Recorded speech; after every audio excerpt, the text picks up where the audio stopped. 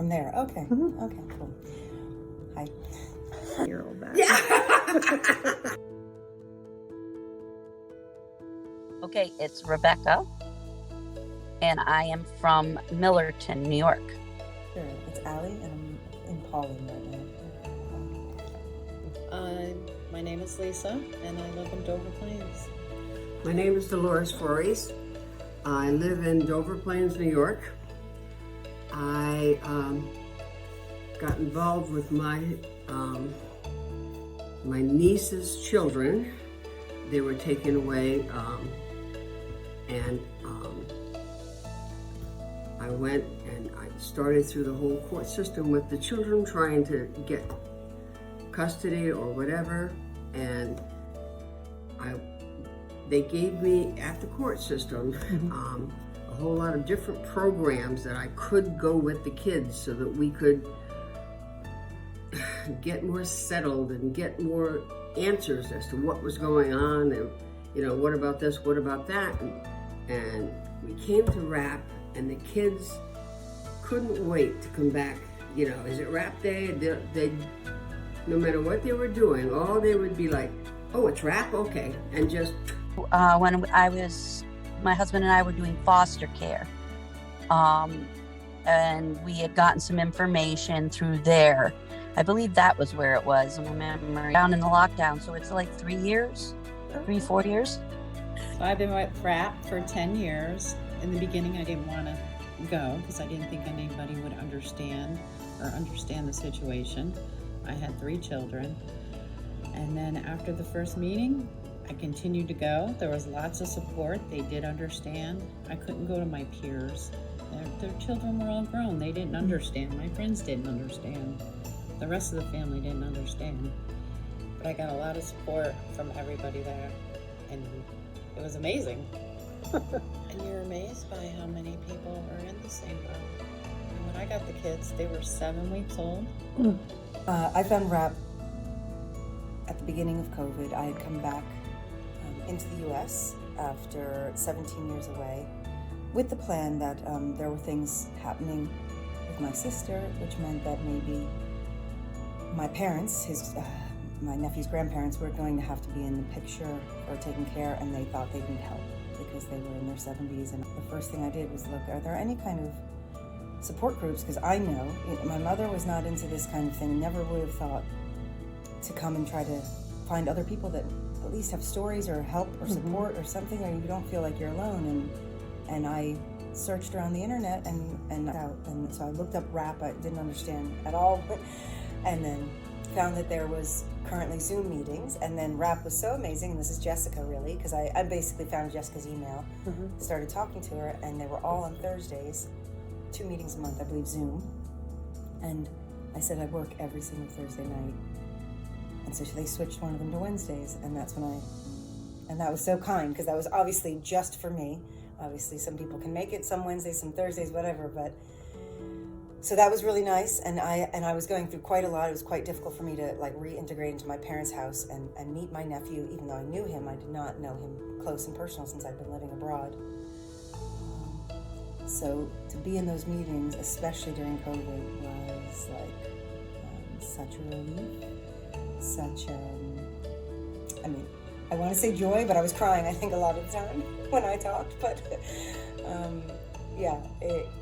I right away knew it was the right thing. In my home right now is myself, my husband, and our grandson, Caleb. Caleb's mom lives about a mile from us in her own little cottage. We see each other daily. And then, of course, there's other siblings, my other children, two other children, Caleb's aunt and uncle. But it's all pretty normal now. It seems very normal now. Well, I started with 3 children. Well, actually, I had 4 children of my own. Got my last one out of high school in June. Got 3 children a month later. Thought it was temporary, and here we are 13 years later. Oh, and what are the ages of you? 13, 15, and 18. So I have the 13-year-old grandbaby. The 18-year-old has moved out and lived with her friend. The 15-year-old is back with her mom. And I have the 13-year-old. At the moment, still in my parents' house that I grew up in with my nephew, because there's not much space, but that's me and him, so I'm his auntie. He hasn't seen his mom in about 4 years, and he's 8 now, just turned 8. And his father has been out of the picture since the court stuff started. When I first got them, they were 6, 7, and 8, and now they're 15, 16, and 17. It was an information system, a gathering of like-minded people, but from all different walks of life. I got to free my mind from my own situation to hear other people's story, and maybe it made me feel good if I could offer something that I'd learned along the way to someone else. So it primarily was for a support system for myself. Actually, you know what? It was an extension also of when we were doing foster care. We had to get certified and whatnot. And we were going to classes, and it felt so good. And when it was finished, I said, gee, it would be nice if we could continue something of this nature as a support, because my husband and I actually liked it. At first we went, another thing we got to do, but it actually turned out to be a very good thing. So RAPP is an extension. For my going, it centers me again. It's sort of, I liken it to like, I go to church on Sunday, or we go to church on Sunday. And when I leave church, it sets me up for the week. Well, this RAPP makes me feel like this. Caleb doesn't always get to go to the meetings and some of the events he goes to, but on the week, the monthly meetings and whatnot, he can't always go because he's in different activities. But he gets the benefit of me getting recentered and feeling good about it. My journey has gotten me to the point where it's not so much that I need it, I want it. I want to stay connected and hear from other people and offer help where I can. And of course, like anybody, I can have a bad day and be crying at a meeting, or, it's knowing that it's there, and also information like help getting your home, what programs you might be able to apply for, getting aid with those sort of things. People talk about court things sometimes, that's helpful, so you do get quite a bit of information and help. Oh yeah, I had somebody to tell, to say some of the things that was going awry with me, and listen to all the other adults to say some of the things going awry with them, and understand that, life keeps going on. You just gotta endure and move forward. And that's the primary thing, is that, learning so much about, anytime I had a question, I found my best information was here at RAPP, because if you're going to court, they have a slot of time and everybody's busy, and the lawyers go in their little corner, everybody else sits out there, and nobody seems, nobody chit-chats, nobody talks. So you don't know with what's going on with your family is normal. Should you be doing something else? Are you being too lenient? And we come to RAPP, and if there's something we needed, they would look it up. They would find out information for us. They would help us. And anyway, it was fabulous. First of all, I would go, if you're seeking, you need to get out, for one. You need to stop and think and maybe get information. You need to hear from other people. You're feeling lonely, to start out there, but then be gentle with yourself and realize when you hear everybody that everyone is going through the grief, the anger, the, coming back down off in the anger, and how am I going to make this work? How do I become less tired?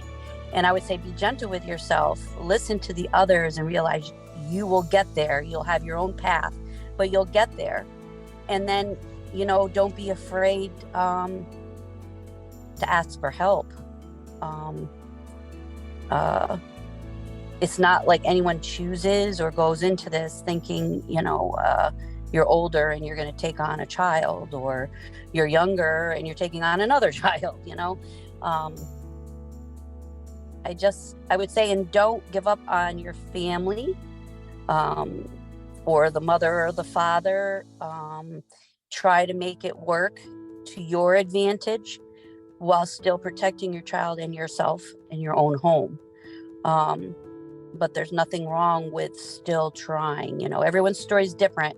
When you I first tell started? them about RAPP instantly, and I always have Maureen's phone number. I give them the phone number, and in fact, I've done that many times. And sometimes they would want to start and just think, oh, I'm so busy, but they have to get started in order to move forward, you know. And I guess people hesitate because, you know, they think they're going through something unique to just them. You can do it. You need the support. You need the support of RAPP. You need that. You absolutely do. Even for your mental, your emotional being, it's your mental health, you need it. That they weren't alone or different. There are other children just like them. Just thank you to RAPP for being there, and honestly, like, Jessica's the one that led me through this entire thing, so I've only been here 2.5 years. I don't know if she's been always with the program or not, but she really was amazing, and also her one-to-one care, because I would talk to her separately in emails about certain things, because it was a lot to take on. Oh yeah. So yeah, I guess having her there has been really, really amazing. I found a new and possibly better life than what I ever imagined. And it teaches us to be humble, be thankful. And I really am. I think everyone can get here, you know, you just have to be willing to, like, let it go.